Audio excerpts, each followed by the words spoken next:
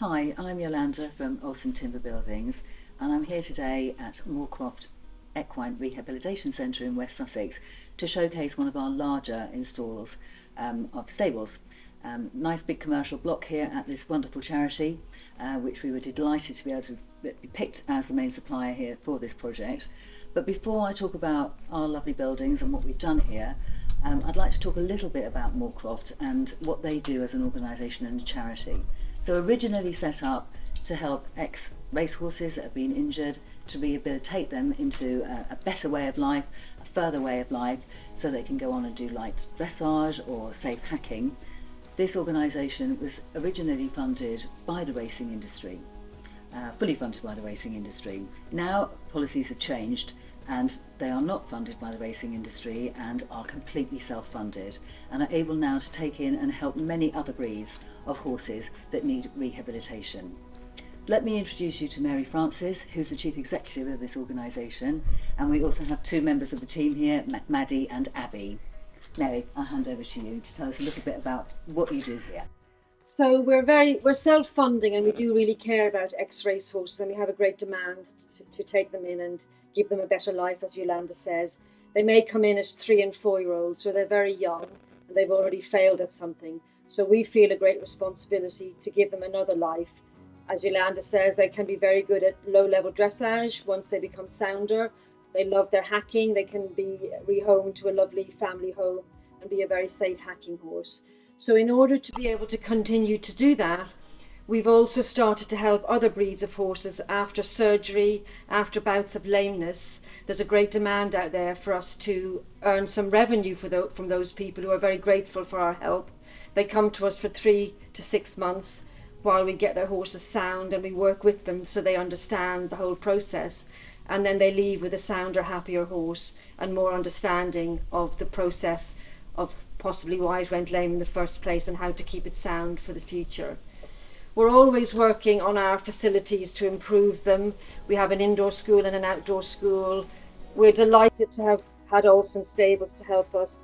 Our stables were falling down. We wouldn't have got through this winter with the stables we had. We're over the moon with the results here of these beautiful stables that were built by such a professional company that worked amazingly well.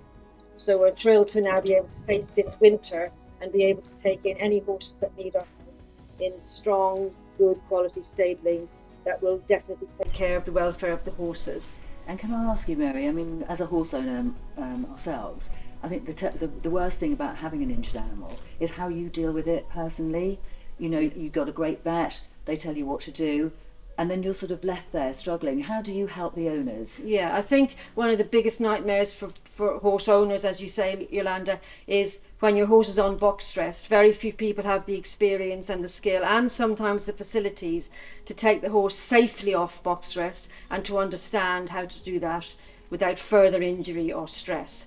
So we are very experienced in doing that, and we have safe places here to help, and we have a very safe system.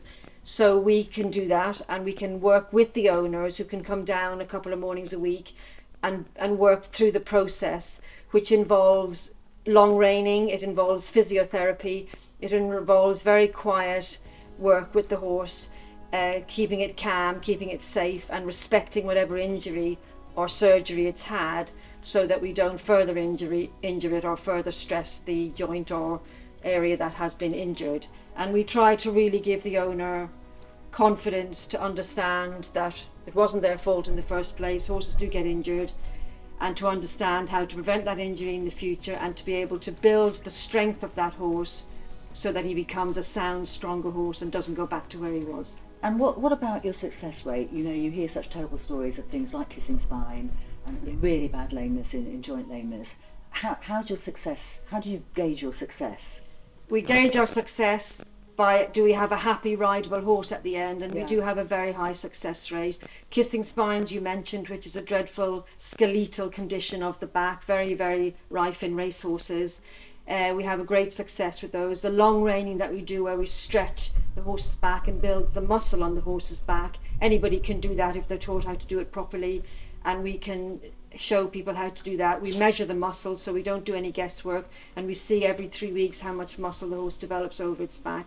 so that we can manage the condition and hopefully have the horse pain-free and comfortable to do light work. And you're here on site, Mary, with the staff? Yeah, all of us live on 24/7? site, so we're here 24/7. It's more of a way of life than a job, but we do live here and we do work, you know, for the horse's sake all the time. And how do you raise your funds? I mean, obviously you are self-funded now, and this is a big establishment with a lot of facilities.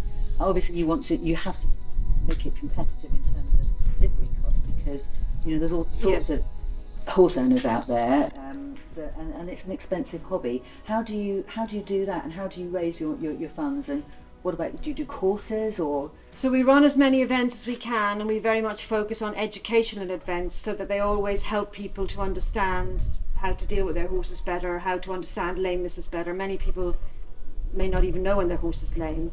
So we do a lot of courses like that. We do physio massage courses so people can learn how to assess their horse's muscles. We do demonstrations of quiet, correct riding and long reining, and we're always looking at educating young people and older people who have horses, and we have a great success with that.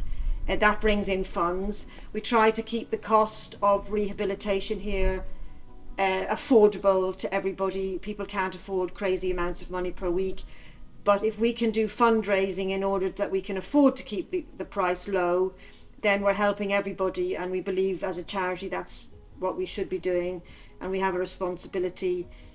We're not a big money-making organisation. We have a responsibility to help as many people as we can to keep the welfare of their horse in good order and to understand how to keep the horse sound and happy and comfortable. And you still have lots of race horses? We take in as many race horses as we can. They do need help, definitely. And as I said, they can often be very, very young, and they have their whole life ahead of them, and they need somebody to support them and to get them sound and more comfortable. Easy to rehome? I have a massive long list of people waiting to rehome. Well, that's excellent. That's not a problem. It's getting them sound enough and keeping them sound. That is sometimes a challenge, but again, we do have a great deal of success. And if they have to stay with us a long time, then of course that costs money. Yes, of course, Yeah. absolutely.